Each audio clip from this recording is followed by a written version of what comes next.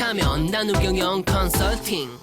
안녕하세요. 김종혁 강사입니다. 며칠 전에 올린 우크라이나 침공의 영향으로 인한 국제 정세, 경영 환경 분석 영상에 이어 이 전쟁의 전개 상황을 한번 예측해 보도록 하겠습니다. 우크라이나 전쟁 앞으로 어떻게 전개될까? 2월 24일 주요 도시에 미사일 공격을 실시한 이후 크림반도에서 헤르손, 동쪽에선 돈바스 내전 지역의 루한시크, 도네츠크, 2014년 장악한 크림반도와 친러 돈바스 지역을 연결할 회랑도시 마리우폴을 공격하고 북쪽에선 하르키우, 페르니히우 등의 도시를 공격하기 시작했습니다. 일주일 이내에 작전 완료를 목표로 했지만 3월 2일까지 비교적 계획대로 침공 중인 남부에서도 러시아 본토와 크림반도를 연결하는 중요한 회랑도시 마리우폴조차 점령하지 못했습니다. 북부에서도 주요 도시를 포위하고는 있지만 서방의 대전차, 대공 무기로 무장한 우크라이나 정부군과 시민군을 확실하게 제압하지 못하고 있습니다. 3월 4일부터 다시 키우를 포위하여 점령하기 위해서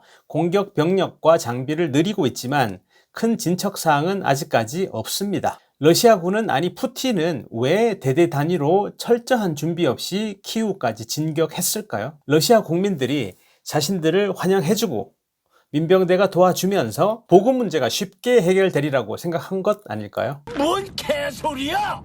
우크라이나를 침공하는 전차, 장갑차에 옛 소련의 국기가 걸려있는 것을 보셨나요?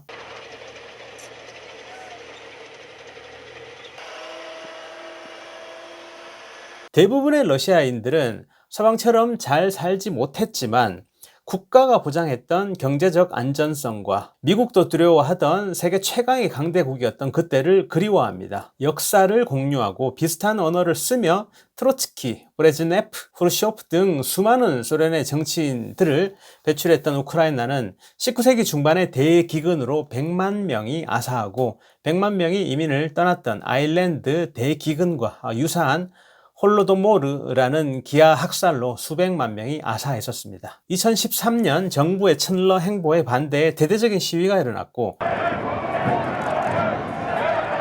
그 결과 친서방 정권이 수립되었습니다. 이 사건의 영향으로 크림반도와 동부 지역의 러시아계 주민들이 분리 독립을 주장해 러시아가 크림반도를 침탈하고 돈바스 지역에선 러시아의 지원으로 8년 넘게 내전이 이어져 왔습니다. 이런 상황에서 나토에 가입하려는 우크라이나를 전광석화처럼 빠르게 점령해 러시아 주변국들에게 본보기를 보여주고 싶은 마음이 푸틴에게 있었을 겁니다. No, God! No, God, please, no! No! 제 개인적으로 앞으로의 상황을 예상해 보겠습니다. 미국제 제플린 대전차 미사일에 뚜껑이 날아가는 러시아의 T-90 전차, 스팅어 미사일에 연이어 추락하는 미하인드 24 공격 헬기 모습 많이 보셨죠?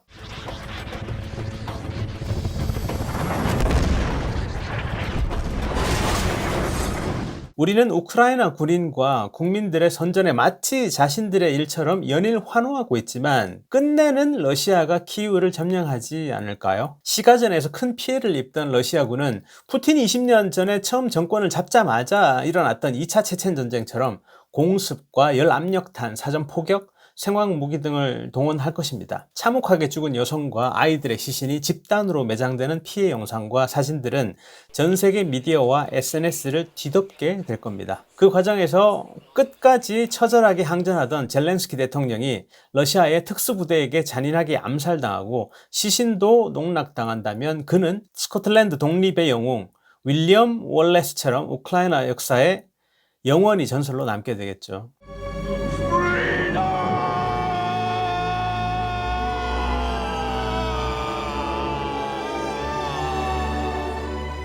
고대 음유 시인들이 후손들에게 노래로 끊임없이 전설을 전해왔던 것처럼 책으로, 영화로, 드라마로 계속 후손들에게 전승되겠죠. 대표적인 이야기가 남부 헤르손주로 진공하던 러시아군을 막기 위해 다리에서 자폭한 우크라이나 해병대원, 스네이크 섬에서 욕설하며 항복을 거부하던 수비대원들,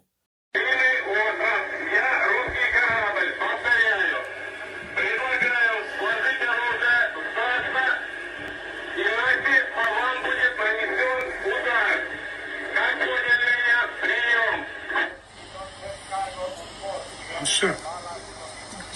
Я говорю, нахуй тоже надо. На всякий случай.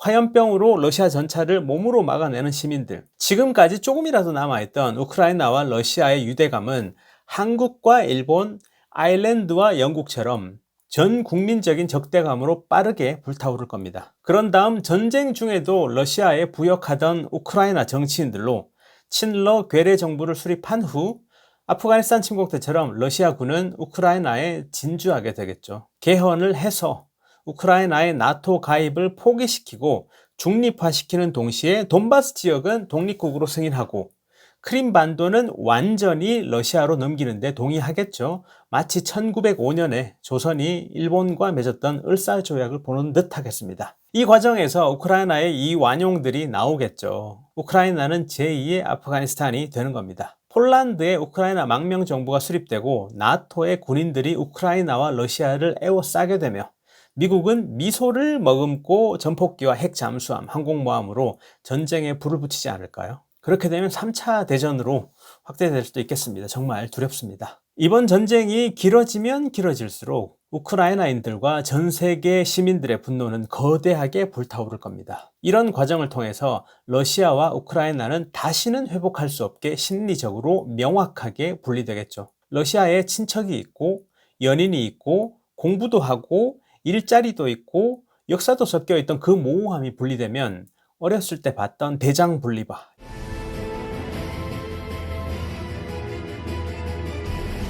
용맹하고 잔인한 코사크 기병의 나라 우크라이나인의 정체성이 확립될 것입니다. 소련은 아시다시피 아프가니스탄 전쟁과 체르노빌 원자력 발전 사고로 갑자기 해체되어 버렸습니다.